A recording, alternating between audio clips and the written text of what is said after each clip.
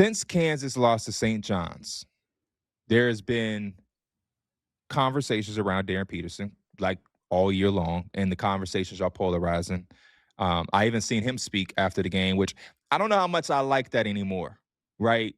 Where these guys get eliminated and immediately they have to answer these tall tasking questions. And maybe it's a good preparation for the NBA because that comes with the job.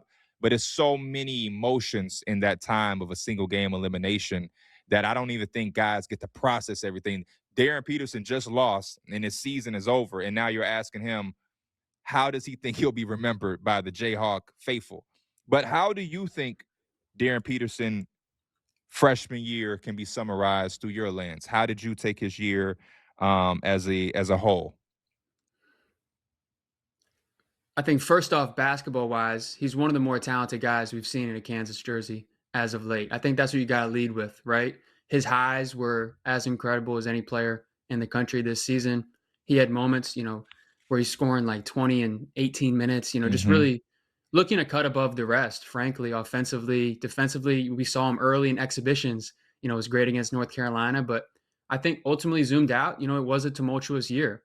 And I think it's going to be something that it might help him long term. Just going through the media scrutiny. I mean, these high level players, they do experience it a little bit earlier because social media, these guys that are, atop the rankings from 15, 16, 17 years old.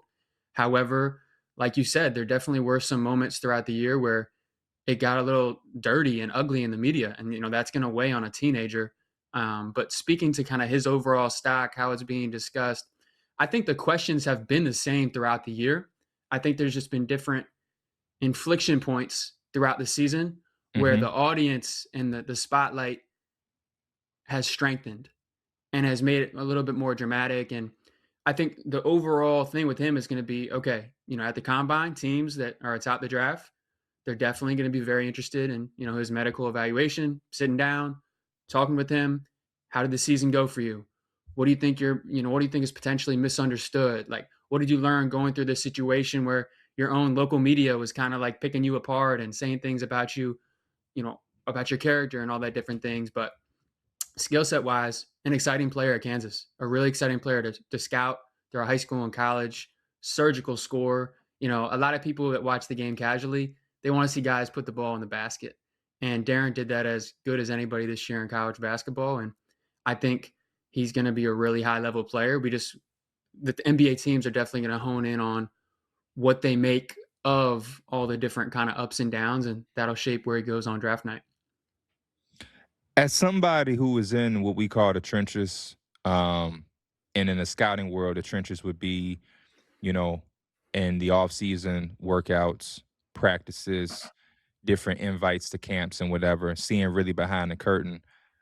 What do you make of comments by like Coach Seth Greenberg, who I have a lot of respect for, but he recently was on ESPN saying, um, kind of questioning Darryn Peterson's work ethic. When you hear that type of stuff about prospects that you've seen firsthand, what is your reaction and how do you feel about us kind of we've gotten to a point where social media has made it kind of easy to speak so loosely about prospects when we don't know if the sources are directly in these rooms that they're necessarily speaking on or speaking about.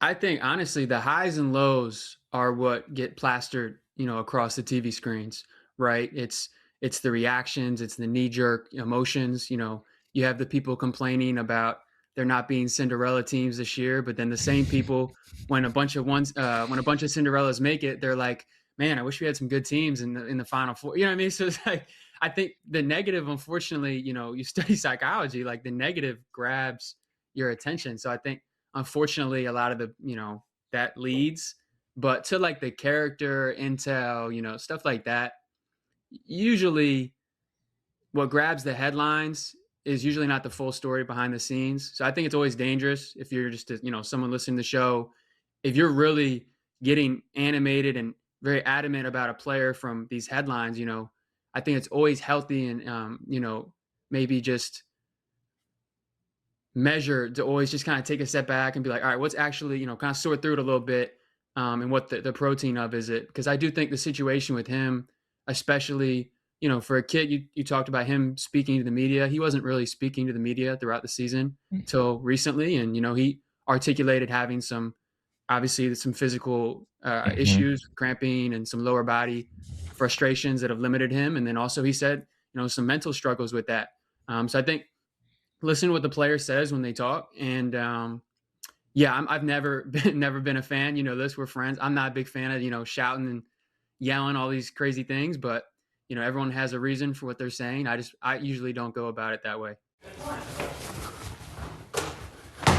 Hit subscribe for more news, highlights, and analysis from the NBA on NBC.